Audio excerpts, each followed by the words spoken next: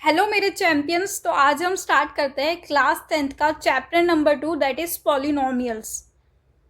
सबसे पहले मैं आपको पॉलिनोमियल्स का इंट्रोडक्शन दूंगी कि पॉलिनोमियल्स है ना, ये टर्म है वो कहाँ से आया। तो हम स्टार्ट करते हैं चैप्टर नंबर 2 का इंट्रोडक्शन पार्ट। ओके, तो पॉलिनोमियल्स की शुरुआत कैसे होती है और हम ये जो टॉपिक पढ़ रहे हैं ना पॉलिनोमियल, ये पार्ट है अलजेब्रा का। तो आप कभी भी अलजेब्रा स्टार्ट कर रहे हो तो सबसे पहले हमें पॉलिनोमियल्स पढ़ने होते हैं। पॉलिनोमियल्स टर्म कहाँ से आया वो समझने के लिए सबसे पहले हम क्या देखेंगे, अलजेब्राइक इक्वेशंस, है ना। अलजेब्राइक एक्सप्रेशन क्या होता है वो हम समझेंगे। तो देखो, अलजेब्राइक एक्सप्रेशन के लिए आपको सिर्फ इतना है ना, ये एक ऐसा एक्सप्रेशन होता है। एक्सप्रेशन हमें पता है ना, कोई भी चीज़ है ना जो ऐसे करके हमें दिखती है, ये हमने बहुत बार देखा है ऐसा सब कुछ। तो ये क्या होता है कि ये एक एक्सप्रेशन है। एक्सप्रेशन है ना, मेड विथ, एक्सप्रेशन में हमें क्या दिख रहा है, कुछ अननोन्स दिख रहे हैं। जैसे कि ये एक्स, एक्स को हम क्या बोलते हैं, कुछ एक लेटर है ना। और हमारा ये 2 क्या है, नंबर है, लेटर्स नंबर्स। और यहाँ पे ये क्या है, कुछ ऑपरेशंस है ना, कुछ एडिशन हो रहा है, कुछ सब्ट्रैक्शन हो रहा है ना, एंड ऑपरेशन। तो आपको एक्सप्रेशन समझ में आ गया होगा। एग्जैक्टली समझ आ रहा है। सो अल्जेब्राइक एक्सप्रेशन यही होता है कि ऐसा एक्सप्रेशन जहाँ पे हमारे पास लेटर्स होंगे, नंबर्स होंगे और कुछ ऑपरेशंस होंगे। तो moving to the next term, है ना। अब जो मैं नेक्स्ट टर्म की बात कर रही हूँ ना, वो है ये लेटर्स। तो इन लेटर्स को हम क्या बोलते हैं, वेरिएबल्स। ओके, इन लेटर्स को हम क्या बोलते हैं, वेरिएबल्स। मैं आपको एकदम बेसिक से बता रही हूँ, है ना। जो अलजेब्रा आपको सीखनी है वो एकदम बेसिक से आपको आनी चाहिए। अलजेब्राइक एक्सप्रेशन आपको पता चल गया, एक ऐसी एक्सप्रेशन जिसमें हमारे पास कुछ लेटर्स होंगे और कुछ क्या होंगे, ऑपरेशंस होंगे। जैसे कि फॉर एग्जांपल आप ये वाला एग्जांपल क्या कर सकते हो, लिख के याद कर सकते हो। यहाँ पे ये क्या है, ये एक लेटर है एक्स, ये क्या है, नंबर है, और ये क्या ऑपरेशन है। तो इसको हम क्या बोलते हैं, एक्सप्रेशन। अब आपको एक्सप्रेशन पता चल गया, तो अब हम एक्सप्रेशन में जो हमने लेटर्स यूज़ किए ना उसे हम क्या बोलते हैं, वेरिएबल्स। तो जो ये एक्स वाई है ना, जो ये अननोन चीज़ें आपको दिखती है, ये क्या होते हैं, हमारे वेरिएबल्स होते हैं। अब वेरिएबल्स को हम किस तरीके से डिफाइन करेंगे, तो देखो, वेरिएबल्स डिफाइन करने के लिए हम ऐसा लिखेंगे, आर नंबर्स या वेरिएबल्स आर लेटर्स, है ना, लेटर्स होते हैं विच चेंज वैल्यूज़। इनकी वैल्यूज़ चेंज होती है हर जगह पे। जैसे कि यहाँ पे अगर मैं, है ना, for example if I am writing x+2, तो यहाँ पे आप इसकी वैल्यू जब फाइंड करोगे तो हमें x की कुछ वैल्यू मिलेगी। ऐसे ही अगर मैं यहाँ पे x+10 लिख रही हूँ तो यहाँ पे जो वैल्यू मिलेगी वो क्या होगी, दोनों वैल्यूज़ डिफरेंट होगी। मतलब इस वेरिएबल ने या इस लेटर ने क्या की, अपनी वैल्यू चेंज की। अब जो नंबर्स होते हैं, है ना, लेटर्स तो आपको मतलब आपको वेरिएबल्स, तो अब वेरिएबल्स आपको पता चल गया, है ना। अब जो हमारे नंबर्स होते हैं ना, नंबर्स को हम क्या बोलते हैं मैम, आपने ये तो बता दिया कि जो ये लेटर्स होते हैं उसको हम वेरिएबल्स बोलते हैं, और जो हमारे नंबर्स होते हैं उनको हम क्या बोलते हैं, कांस्टेंट। ठीक है ना। क्यों इनको कांस्टेंट क्यों बोलते हैं, क्योंकि constants have, 1 minute, I'll change the color.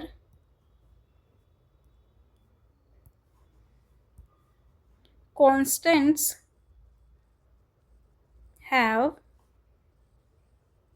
fixed value, है ना। नंबर्स की कोई वैल्यू चेंज नहीं होगी। 10 है तो 10 ही रहेगा, ऐसा नहीं है कि 20 हो जाएगा। ओके, जैसे कि अब ये वाली चीज़ है x+15, तो यहाँ पे 15 क्या है, वो हमारा नंबर है और उसकी वैल्यू क्या है, फिक्स्ड है 15, राइट। अब आपको 3 टर्म्स समझ आ गए, एक्सप्रेशन भी पता चल गया, वेरिएबल पता चल गए, कोफिशिएंट्स पता चल गए, है ना, मतलब कांस्टेंट पता चल गए। अब हम जाते हैं किस पे, कोफिशिएंट्स पे। तो देखो कोफिशिएंट्स क्या होते हैं, है ना, ये भी क्या होते हैं, नंबर्स होते हैं। Coefficients are also numbers, but है ना, ये क्या होते हैं, जो वेरिएबल्स के साथ होते हैं ना, वो वाली उनको हम कोफिशिएंट्स बोलते हैं, है ना। नंबर्स along the variables, जैसे कि अभी आपने ऐसा देखा होगा, है ना, मैम कभी कभी क्या लिखते हैं, 2y, तो यहाँ पे जो y के आगे जो नंबर है उसे क्या हम बोलते हैं, कोफिशिएंट। आपको कोफिशिएंट पता चल गया। कोफिशिएंट एक बहुत इंपॉर्टेंट चीज़ है। जैसे कभी मेरे पास मैंने ऐसा लिख दिया, ठीक है, ये एक एग्जाम्पल हो गया। Next example, if I right x minus 2x plus 10, और मैंने पूछ लिया what is the coefficient of x, तो आप क्या बोलोगे, x के आगे वाला जो नंबर है that is -2, that is the coefficient of x। Coefficient पता चल गया, वेरिएबल पता चला, कांस्टेंट पता चला, कोफिशिएंट पता चला। मूविंग टू नेक्स्ट थिंग, है ना, नेक्स्ट क्या डेफिनेशन है,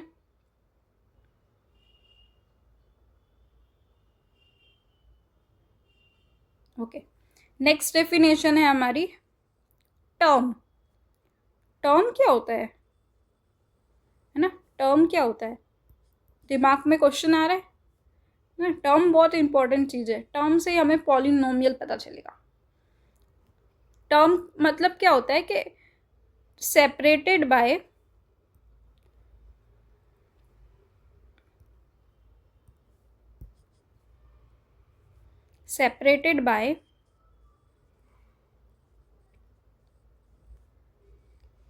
प्लस और माइनस साइन। ठीक है, टर्म क्या होते हैं, ये सेपरेट होते हैं प्लस या माइनस साइन से। जैसे कि अगर मैंने लिखा है x+2, तो ये एक अलग चीज़ है और ये एक अलग चीज़ है।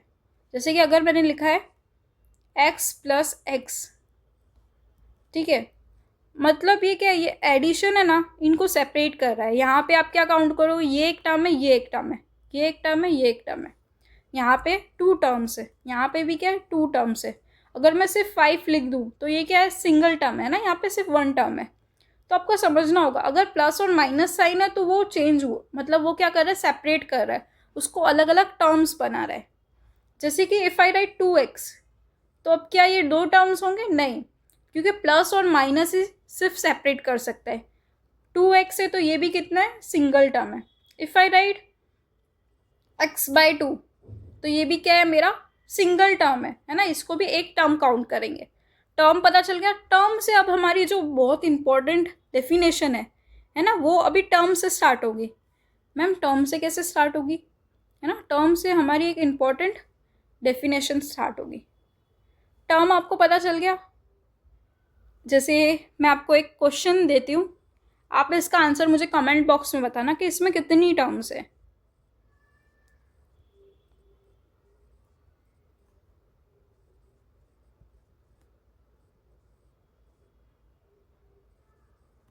ठीक है, ये आपका क्वेश्चन है, इसका आंसर आप मुझे कमेंट करके बताओगे कि इसमें कितनी टर्म है। ठीक है, मूविंग टू द नेक्स्ट। अब ये तक हमारे 5 डेफिनेशंस हो गए। 6th वन इज मोनोमियल, है ना, पता चल रहा होगा। मोनोमियल मतलब क्या होगा, सिंगल टर्म, जिसमें भी अगर सिर्फ एक टर्म होगी तो उसे मैं क्या बोलूँगी, मोनोमियल। जैसे कि मैंने अभी ऊपर एग्जांपल्स लिखे, 2x, है ना, y, 5, या तो 7x, y, z, तो ये सारे क्या सिंगल टर्म्स वाले एग्जाम्पल है। इनको क्या बोलते हैं हम, मोनोमियल। ओके, मोनोमियल पता चल गया। मोनोमियल के बाद आता है हमारा, क्या आता है नेक्स्ट टर्म, बाइनोमियल। तो देखो बाइनोमियल मतलब क्या है, मोनोमियल की डेफिनेशन जैसे आपने बताई वैसे ही यहाँ पे क्या होंगे, 2 टर्म्स होंगे, that is binomial. Okay, 2 terms. Ma'am इसके एग्जाम्पल बताओ। तो देखो बाइनोमियल में हमने ऊपर एक एग्जाम्पल देखा था x+10 वाला, वो इसमें आ जाएगा। या तो x² + x, या तो x-7, है ना, x-7, या तो y-x। तो ये सारे क्या है, मेरे बाइनोमियल के एग्जाम्पल है। बाइनोमियल के एग्जाम्पल आपको क्लियर हो गए होंगे, right. Moving to next thing, that is जैसे कि मोनोमियल, बाइनोमियल, फिर क्या आता है हमारे पास, ट्राइनोमियल। ये सारे क्या चल रहा है मैम, है ना, डाउट हो रहा है, क्वेरी हो रही है। तो देखो ट्राइनोमियल में क्या होगा, हमारे पास 3 टर्म्स होंगे, है ना। ये बहुत बेसिक चीज़ है, बट अगर आपको ये चीज़ पता होगी तो आप इजीली सॉल्व कर पाओगे सब कुछ। ये चीज़ें हमें पता होनी, है ना, ये चीज़ें अगर आपको पता होगी तो आप इजीली चैप्टर को मास्टर कर पाओगे। 3 टर्म्स होगी इसमें, राइट, क्लियर। एग्जाम्पल बताओ मैम। तो x+y+z, या तो x² + 2 + -y, x मतलब -y-a-5, है ना। ये सब क्या हो गए मेरे बाइनोमियल, ट्राइनोमियल और सब सारे टर्म्स हो गए, ठीक है। Moving to the next thing, अब आता है हमारा पॉलिनोमियल, जिसका आप वेट कर रहे थे, ठीक है। तो 9th वाली डेफिनेशन क्या है मेरी, पॉलिनोमियल, है ना। पॉलिनोमियल क्या होता है, ऐसा नहीं इसमें 4 टर्म्स होती है इसलिए, मतलब ऐसे 2 टर्म्स, है ना, या मोर देन 2 टर्म्स। इसकी डेफिनेशन आप क्या लिखोगे, what would be the definition of polynomial. Polynomial यानी मोर देन 2 टर्म्स। इम्प्लाइज क्या, है ना, ये जो सारे अभी हमने पढ़े ये सब किस में आ जाएंगे, ट्राइनोमियल भी क्या हो गया, पार्ट हो गया पॉलिनोमियल। मोनोमियल क्या है, बाइनोमियल क्या है, ट्राइनोमियल क्या है, पॉलिनोमियल क्या है। पॉलिनोमियल मतलब एक बड़ा ब्रांच, है ना, collection of this terms is known as polynomial. Moving to next thing, अब आपको ये तो पता चल गया मैम, अब नेक्स्ट डेफिनेशन क्या है ना। तो वेरिएबल्स पता चले ना, तो अब हम देखते हैं 10th definition, that is degree of variables, है ना। डिग्री से भी हमारा एक छोटा सा क्लासिफिकेशन हम कर सकते हैं, इसलिए डिग्री भी आपको पता होना ज़रूरी है। मैम अब डिग्री क्या होती है ना। तो देखो मैं आपको बताती हूँ, डिग्री ऑफ वेरिएबल मतलब जो भी उसकी हाईएस्ट पावर होगी ना वेरिएबल की, उसको हम डिग्री बोलेंगे, हाईएस्ट पावर ऑफ वेरिएबल। जैसे कि मैंने आपको एक अभी ऊपर एग्जांपल दिया, मैंने वहाँ पे ऐसा लिखा था x² + 2, तो यहाँ पे क्या डिग्री हो जाएगी मेरे वेरिएबल की, है ना, x की, वेरिएबल की क्या पावर है 2, तो मैं इसकी डिग्री क्या हो जाएगी 2। जैसे कि मैंने x की पावर 100 लिख दी +10, तो यहाँ पे मेरे वेरिएबल की क्या डिग्री होगी, है ना, डिग्री क्या हो जाएगी वेरिएबल की 100। ठीक है, पता चला, दोनों एग्जाम्पल्स आपको समझ में आए कि मैंने डिग्री का कैसे फाइंड किया, मतलब जो भी हाईएस्ट पावर होगी मेरी वेरिएबल्स की, that is the degree. Moving to the next, अब डिग्री के ऊपर से हम थोड़ा क्लासिफिकेशन कर सकते हैं, है ना। कैसे करेंगे, तो देखो सबसे पहला आता है मेरा, कोई भी वेरिएबल है ना, देखो सबसे पहले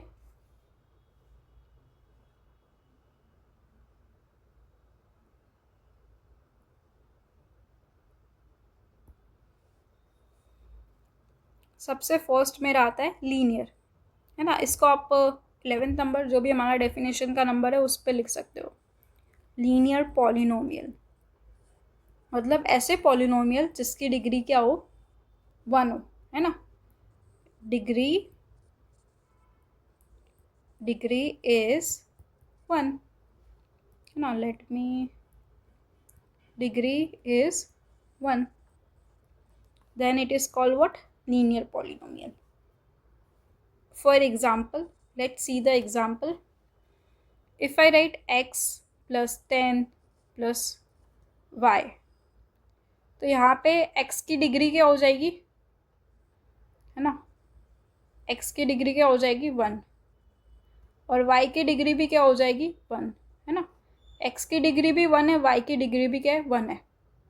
तो ये क्या हो गया मेरा लीनियर पॉलिनोमियल, है ना। अगर दो अलग अलग टर्म्स है, दो अलग अलग वेरिएबल्स है, तो हमें सारे वेरिएबल्स की हमें चेक करनी होगी पावर, ठीक है। डिग्री के साथ आपको ये भी पता चल गया होगा कि डिग्री इज 1 होगी।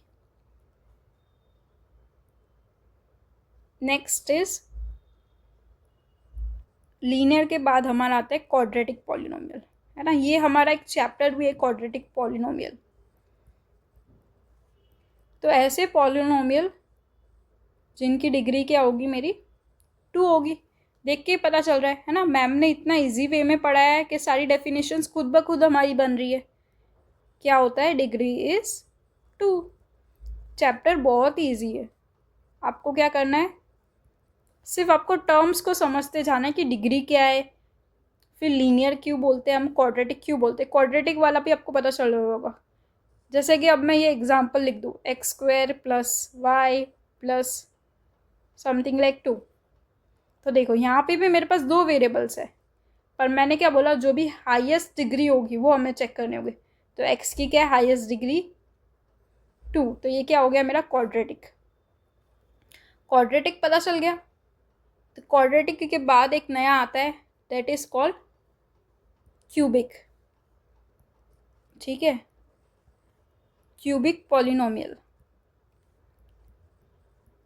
देखो क्यूबिक पॉलिनोमियल क्या होता है ना, जिसकी डिग्री क्या हो जाए, डिग्री इज 3। क्यूबिक को तो देख के पता चल रहा है भाई इसकी डिग्री 3 होगी। जैसे कि let's make an example for you so that we understand better, है ना।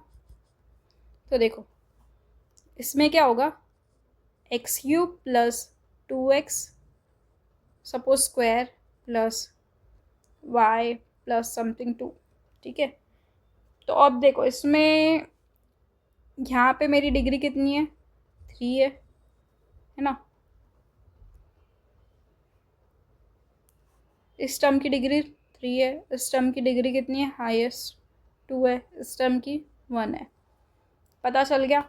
तो ये क्यूबिक हो जाएगा कि नहीं होगा, क्योंकि हाईएस्ट वाली डिग्री मैंने चेक की तो क्या आ गई 3। तो this equation is cubic. Suppose if I right this x की पावर 4 प्लस x की पावर 3 प्लस x की पावर 2 प्लस x की पावर 1, ठीक है। और मैंने पूछा ये क्यूबिक है कि नहीं, तो ये क्यूबिक नहीं होगा क्योंकि इसमें हाईएस्ट पावर क्या है 4। तो इस तरीके से आपको क्लासिफिकेशन देखना है। हमने 2 टाइप्स का टर्म के बेसिस पे भी हमने क्लासिफिकेशन किया, तो हमें क्या पता चला, लीनियर है, बाइनोमियल है, ट्राइनोमियल है ना, और पॉलिनोमियल है। और जब हमने डिग्री के बेसिस पे किया तो लीनियर, क्वाड्रेटिक और क्यूबिक। जो पावर 4 का होता है उसे हम बाई क्वाड्रेटिक बोलते हैं। ऐसे तो वो ज़्यादा यूज़ में नहीं आएगा, हमारे जो मेन पॉलिनोमियल्स में ये सारे टर्म्स हमको देखने को मिलेंगे। ओके, आई थिंक ये सारी चीज़ें आपको क्लियर हो गई होगी। देखो और एक डेफिनेशन होती है ना, मैं आपको वो भी लिखवाती हूँ, है ना। उस टर्म को हम क्या बोलते हैं, कभी भी हमें ज़ीरो फाइंड करना होता है ना, तो ज़ीरो ऑफ पॉलिनोमियल क्या होता है। सपोज करो ये हमारी 14th वाली इक्वेशन है, zero of polynomial,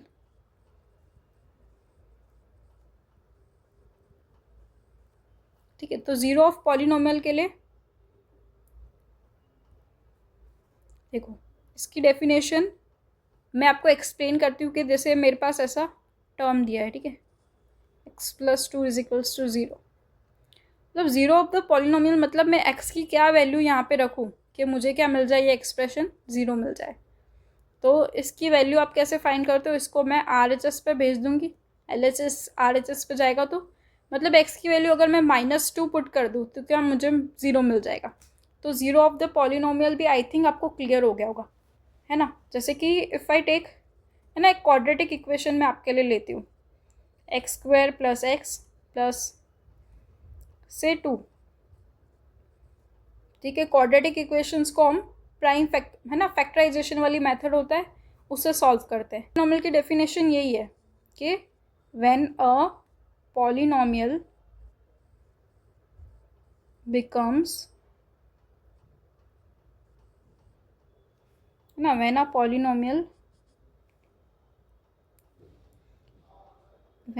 polynomial becomes 0, तो उसे हम क्या बोलते हैं, जीरो ऑफ अ पॉलिनोमियल बोलते हैं। एक और टर्म जो बहुत ट्रेंडिंग में रहता है ना जब हम ये चैप्टर पढ़ते हैं, that is value of the variable. Variable की वैल्यू कैसे फाइंड करनी है। जीरो मतलब ऐसी वैल्यूज जिस पे पॉलिनोमियल जीरो हो जाएगा। जब क्वाड्रेटिक को हम सॉल्व करते हैं तो क्या मिलती है, हमें 2 वैल्यूज मिलेगी, क्योंकि पावर 2 है तो यहाँ पे हम लोग को 2 जीरोस मिलेंगे। ठीक है, 2 वैल्यूज मिलेगी जिस पे ये जीरो हो जाएगा, है ना। हमारा ये वाला टर्म क्या है, इसको सपोज करो ये हमारी 15th वाली डेफिनेशन है। डेट इज अभी हमने जीरोस तो फाइंड कर लिए, अब हम इसकी वैल्यू फाइंड करेंगे, है ना। Value of polynomial, right, value of polynomial, value of polynomial. तो देखो जो भी वैल्यूज होती है ना हमारी पॉलिनोमियल में, वैल्यूज ऑफ पॉलिनोमियल, इसका क्या मीनिंग होता है। जैसे कि मैंने बोला आपको कि आपका ये एक्सप्रेशन है जो अभी हमने ऊपर एक्सप्रेशन लिया, ठीक है, ये मेरा एक्सप्रेशन है।